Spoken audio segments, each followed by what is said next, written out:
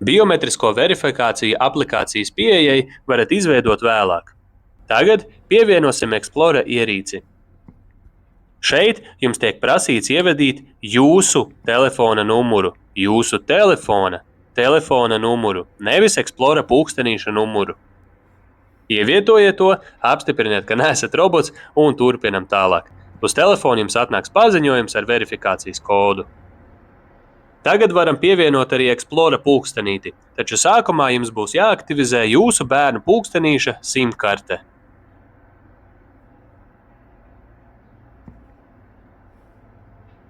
Pārliecinieties, ka jūsu bērna pulkstenītis ir uzlādēts vai piesprausts pie lādētāja.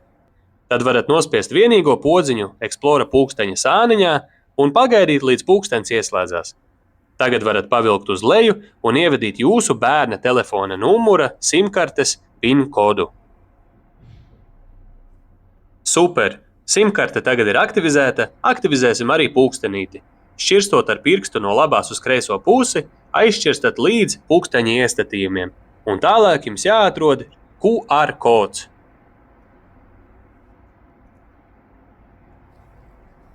Tagad jums jānoskanē redzamais QR kodiņš ar Explora aplikāciju. Spiežat uz Scan QR kodu. Pārliecinieties, ka QR kodiņš ir redzams jūsu Explora pulkstenītī. Ja pulkstenīša ekrāns aizmieg, varat nospiest podziņu sāniņā un QR kodiņš atkal parādīsies. Atļaujiet aplikācijai izmantot jūsu kameru, un tagad jūsu pulkstenīts ir pievienots jūsu Explora kontam.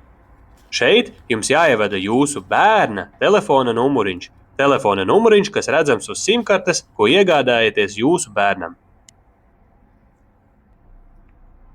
Ievadiet jūsu bērna vārdiņu, spiežat tālāk, un tad uz pulkstenīša parādīsies paziņojums, ka pulkstenīts ir aktivizēts.